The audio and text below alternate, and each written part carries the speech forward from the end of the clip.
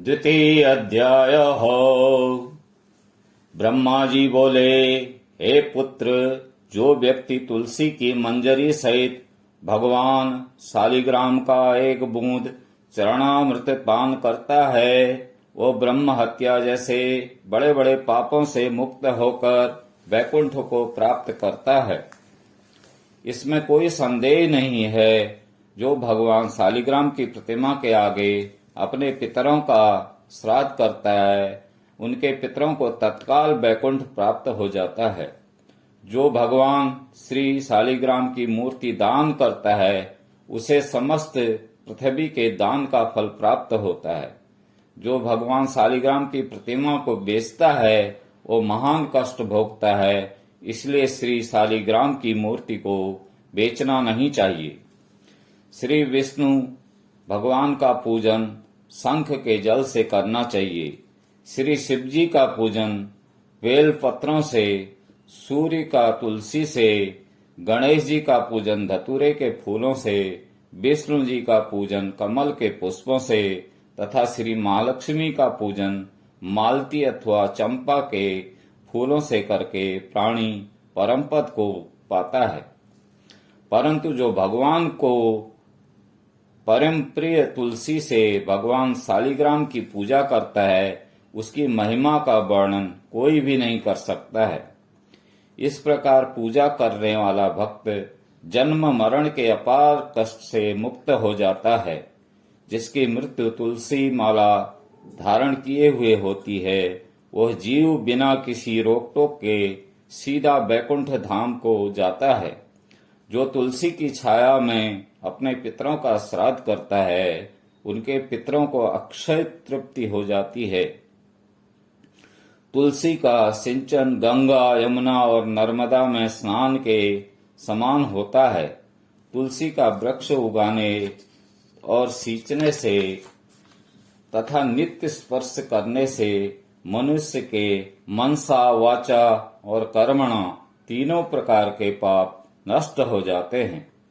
कार्तिक मास में व्रत करने वाला तुलसी जी का शांत चित्त से पूजन कर प्रदक्षिणा और नमस्कार करके हाथ जोड़कर प्रार्थना करे, हे हरि की परम प्रिया, देवताओं ने तुम्हें बनाया और मुनीश्वरों ने तुम्हारा पूजन किया है।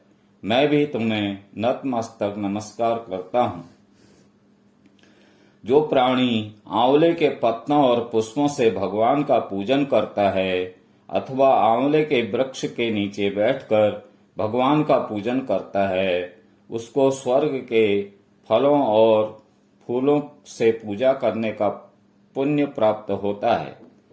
जो मनुष्य द्वादशी को तुलसी तथा आंवले के पत्तों को तोड़ता है, वो घोर नरक भोगता है। प्रत्येक मनुष्य को चाहिए कि वह कार्तिक मास में आंवले के फल, तुलसी और गोपी चंदन की माला धारण करे। ऐसा करने से वह आवागमन के चक्र से मुक्त हो जाता है। कार्तिक मास में स्नान और व्रत करने वाले मनुष्य को चाहिए कि वो ब्राह्मण को भोजन कराने के पश्चात चंदन, पुष्प, पान तथा दक्षिणा देकर संतुष्ट करे। संपूर्ण कार्तिक मास में पृथ्वी पर शयन करने, ब्रह्मचर्य का पालन करने, पत्तल में भोजन करने और मौन व्रत से प्राणी परम वीर, धीर, गंभीर और कीर्तिवान होता है। जो मनुष्य एक समय आंवले के वृक्ष के नीचे पूर्ण कार्तिक मास भोजन करता है, उसके एक वर्ष के समस्त पाप नष्ट हो जाते हैं।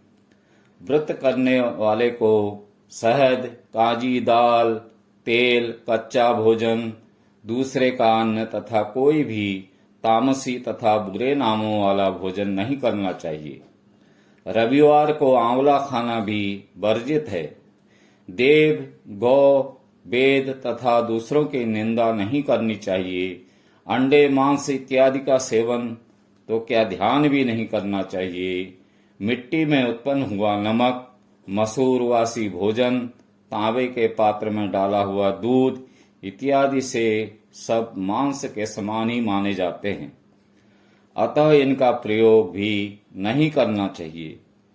केवल स्वयं अपने लिए बनाया गया भोजन भी मांस के समान होता है, अतः किसी दूसरे को खिलाने के बाद ही स्वयं भोजन करें। लहसुन, प्याज, फूल गोभी, गाजर, जंगली घिया, बैगन, पैठा तथा दोबारा पकाया भोजन व्रत में नहीं खाना चाहिए। रजस्वला स्त्री, मलेच्छ, पतित तथा पाखंडी आदि से भूलकर भी बात नहीं करनी चाहिए। एकम को पैठा, दूज को बैगन, तीज को गोभी का फूल, चौथ को मूली, पंचमी को बेलफल, छठ को कालिंदा, सप्तमी को आंवला, अष्टमी को नारियल, नवमी को जंगली घिया, दसवीं को परमल, एकादशी को बेर, द्वादशी को मसूर, त्रयोदशी को पान, चतुर्दशी, अमावस्या तथा पूर्णिमासी को किसी भी फली का साग भूल कर भी नहीं खाना चाहिए। इति द्वितीय अध्याय समाप्तः।